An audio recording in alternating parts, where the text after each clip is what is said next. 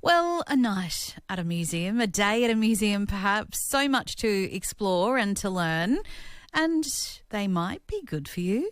Let's have a chat more about that with psychology consultant and author Dr. Jo Lukens with me now. Good morning. Good morning, Susan. Museums are good for our mental health. What on earth? Yes, I know. It's probably more than we've ever thought about what museums do for us or why we might go to them. But it's actually been a topic of research, and we do know that museums are a very powerful space for us to go to help us to enhance our mental health. So what does some of the research say about museums and our wellbeing? Yeah, I think a big part of the reason that we see a psychological impact on us when we go to a museum is because they generally help encourage us to slow down. And so when we're in a slower state, it makes sense then that our stress hormones are lower, we're usually less anxious. We see general overall feelings about people, their positivity will actually increase because the nervous system gets a chance to settle down. We're a little bit distracted in the environment that we're in because we are focusing on the museum pieces. So it actually seems that engaging in the museum does actually benefit us. So if there were a prescription for this, how long are we talking? Is this multiple days? Is it a full day? What's the dosage?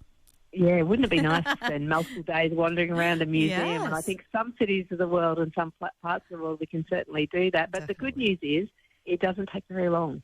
So you don't need hours and hours. So even a brief visit can lower your stress levels and improve your mood. And you even think about the environment you walk into a museum. Usually the temperature is regulated. They're normally really nice aesthetic environments to be in. So we know that all of that has an impact on us and flows to us. So it doesn't take very long. And as long as we're not rushing around, ticking things off on the list, making sure we see everything that we need to see, it really is a good place to remind us to slow down and to absorb the information around us. Yes, do the museum stroll. Are you hearing from psychology consultant Dr. Jo Lukens? So what makes a museum different then to just watching telly to relax?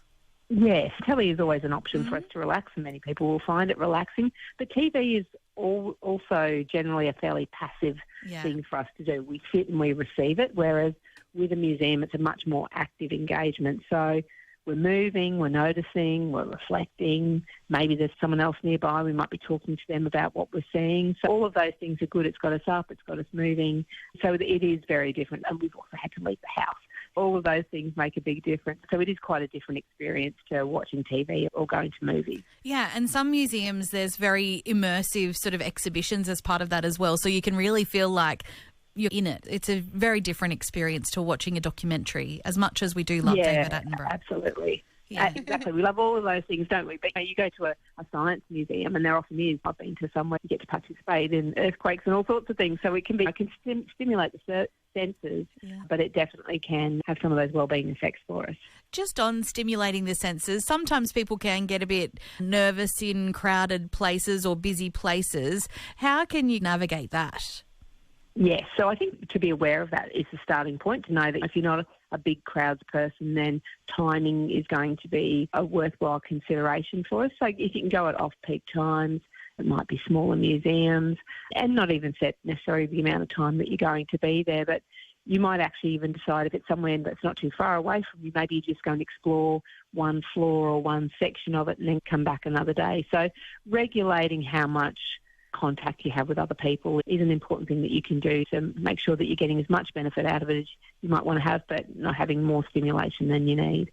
I've also noticed that museums are quite social, so people will often have a little chat and a mingle with other museum goers about what sorts of things that have stood out to them. That's pretty special as well. It is, and they're quite friendly places, museums, because usually the chances are you're sharing the space with some other curious souls. They do create shared experiences. So you might go into a little part where there's an auditorium or there's a presentation. There might be a tour. Like you said, you might comment to the person next to you about something that you may or may not know, or you might go there with a friend or a family member. So it does have that opportunity for us, even if we're going solo to the museum, that there's that connection with other people as well, which we know is always great for our mental wellbeing. What is one simple way that listeners can perhaps use a museum visit as a mental health tool this week?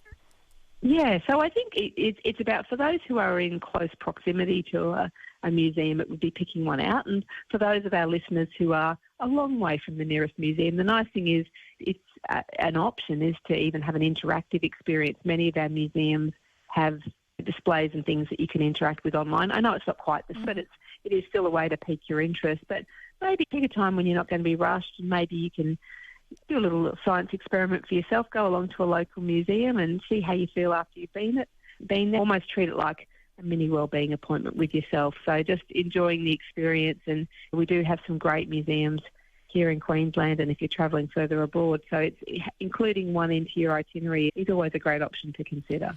Dr. Jo, I was going to say my spare room can sometimes be a bit of a museum with lots of artefacts, but I don't think it would have the mental health benefits for me. No, sadly not. So we closed the door on that one. Psychology consultant and author Dr. Jo Lukens, thank you very much for being with me today. Thank you, Susan. Thank you. You are on ABC across Queensland.